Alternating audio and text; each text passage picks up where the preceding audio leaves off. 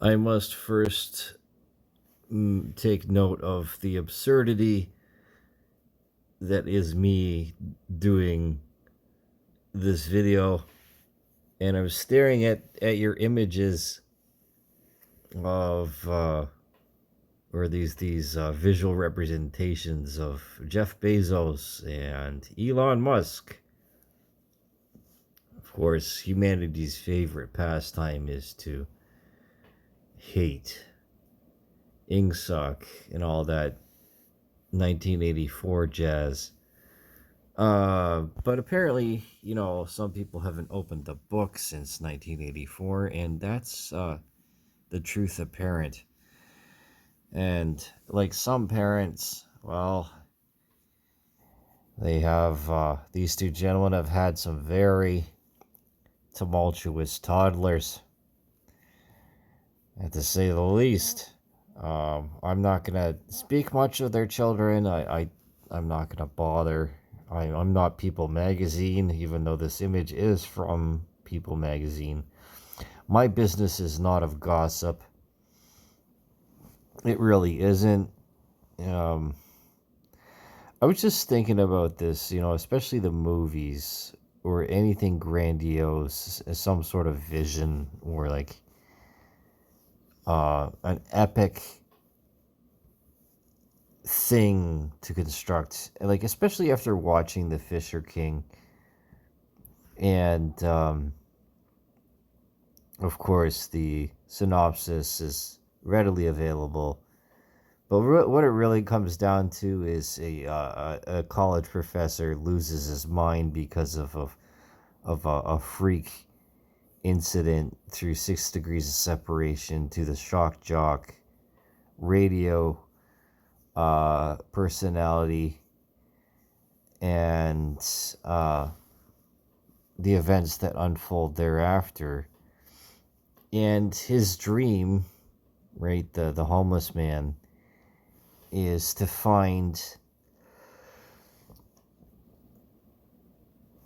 excuse me, sorry, I'm just yawning because it's 5 a.m. and apparently this is the most important thing for my brain to put out there at this very moment. Anyways, so he wants to find the Holy Grail, right? And if you look up the Fisher King, the Fisher King's story, as from my meager understanding, from how little of that story that I did read, was that the Fisher King is driven by his impotence due to a wound of a nondescript nature that does not allow him to have children. And it says that he is a representation of the barren lands that he rules over. So barren being both barren in fruits and barren in fertile women, or of not of fertile women, but of heirs from fertile women. I'm not going to throw a woman or women under the bus for no particular reason. Anyways, so his entire modus operandi, the Fisher King, is to protect his lands and to intervene in situations of great peril, so as to keep everything together. Now, that is Robin Williams' character, right? He takes on that persona after the tragedy of the of the Fisher King. Not, I keep thinking of like Sir Gawain in the Green Knight, right? And get another one of these classical heroes' tales. And what does it take to bring something like this to life? Like, especially when it's something so genre bending, again, if I'm going to use the Fisher King as an example, and smart people. I said this. I had a conversation with my neighbor, whose vehicle I was detailing. Right, I was putting some sweat equity in for him, and we were talking about the Lehman Brothers and financial insolvency, and having my father having a career, or at least an occupation in finance as an insurance broker and financial planner. You know, um, like, what does it take to bring something like the Fisher King to life? Well, number one, I would have to say it's not the money, because smart people don't need money. Hell, Elon's the first trillionaire, and what use is that money to him? It ain't worth nothing. It's not even worth the paper the paper that it's printed on. Like, you think $1 million sitting on the launch pad is gonna get that capsule into space? Just that pallet of $1 million in bills? No, I don't think so. I think it would be a hilarious publicity stunt if Elon actually did take $1 million and put it on a Falcon 9. Or maybe Bezos. Maybe the two of you can collaborate on this. Someone builds the rocket, someone has the payload, and actually launches $1 million into space, and then just has it burn. In this little pod. Have it burn in the upper atmosphere to a crisp, so that there's nothing left. Because it's fucking meaningless, right? Smart people don't need money. Because a smart person realizes that nothing comes to reality or fruition by the pure will and the motivations of one person. I'm going to use my own life for example here. There's multiple women that I find attractive and that I interact with, that the Facebook Zuckerberg wants me to see for whatever particular reason, and I'm okay with that most of the time,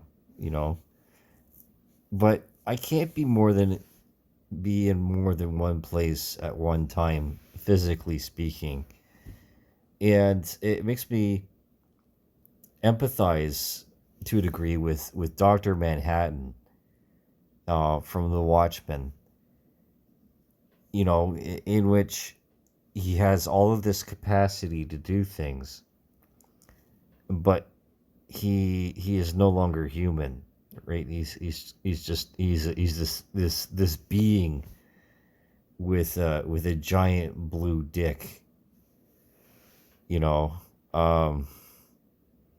just that just evokes that scene where he's just like nuking people in Southeast Asia. And he's completely naked, and it's like this blue glow off of this bio, I don't know, no, not bioluminescent. It'd have to be like radioluminescent blue form, and just the old floppy dick hanging out there, like in Central Park late at night in New York.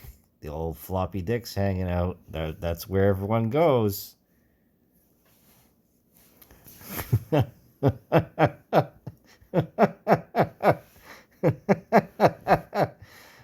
I gotta fit. You have to fit. I want you to. This is my challenge to the two of you. I want you to find out what the most elaborate way, or what is the most elaborate way most convoluted and complicated way to burn $1 million, and then put that into a YouTube video. I mean, you both of you have already done this, so I assume you're fairly good at it. You know the old proverb, you're like, what's the easiest way to become a millionaire? Is to start with 10.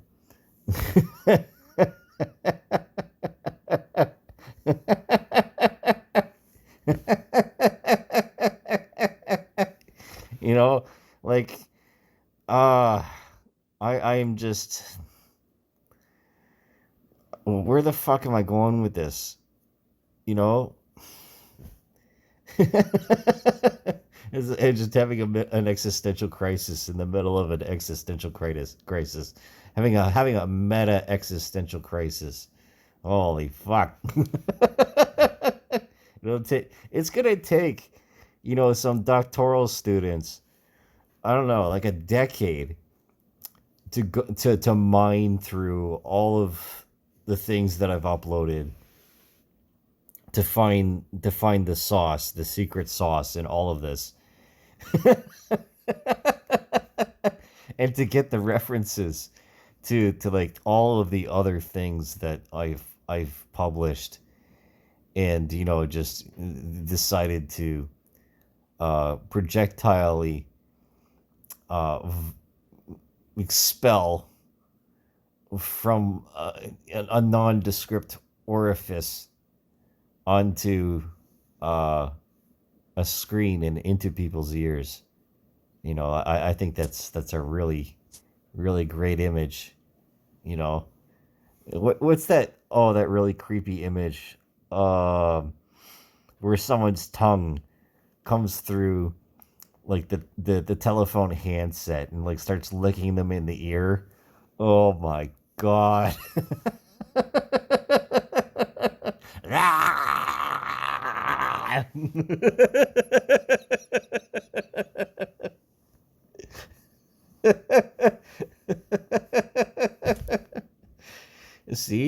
See, money don't mean shit. It don't mean shit if you're not if you can't laugh, if you can't love, and if you can't live, if you don't have any liberty. You have no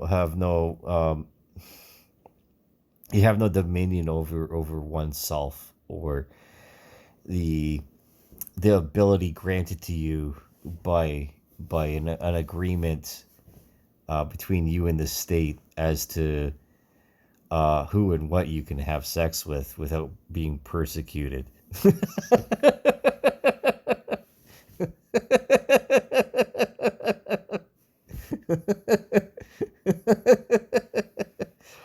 Fuck, guys, this is some fucking rich people games here. Yeah, yeah, it's true. There are rules to it. There really are. Um, but the health is wealth, right? That's what the gangster said. The Russian, or say the Belarusian um, gangster. I always find that interesting. It's like people like flee the Eastern Bloc countries and go to Russia and then claim to be Russian or something like that. I think that's really funny. It's like people that move to New York and they acquire a New York accent, and then all of a sudden they're a New Yorker. It's like no one in New York is actually born in New York. It's like Qatar, or not Qatar, like Kuwait, one of the two. Yeah, whatever. I'm gonna stop it right there because the Strait of Hormuz is open, right? Business is flowing again, and everybody's starting to relax a little bit because, well, maybe they should be panicking instead, because some dumb fuck. I just farted. Some dumb fuck didn't want a pipeline through the Western Rockies, and some dumb fuck didn't want a refinery in Canada specifically for the Canadian market when it comes to gasoline or any other petrochemicals. And some dumb fuck didn't want a high-speed rail connection between Montreal and Toronto. Yeah, so that's the gist of it right now. Is the Canada, if we're gonna go on a tangent here, needs large scale projects, like after the New Deal, with FDR. And I was just reminded of that earlier. I think it was because I was watching de Kooning, and de Kooning was employed by the state on a living wage. He was basically given UBI, Universal Basic Income, to paint murals and stuff like that, which is basically kind of what I'm looking for right now. Like I don't need a job. I just need to keep making art. Um, yeah, and just I'm not asking for money. I think it's really poor taste to ask well off people for money. I think it's very poor taste. Um, what can I say? Yeah, because how do you get something big done? He has relationships. His number one is relationships. Because then you don't need the money. You just use someone else's money, and they probably don't give a shit about it anyways. Um, that's all I'm gonna do for 16 minutes. Anyways, I closed my eyes while I was doing this, so I didn't have to stare at the two of you. It's kind of really depersonalizing, especially through a phone screen, or you know staring through your family through like a half inch of perspex plastic, and having to speak through a telephone handset.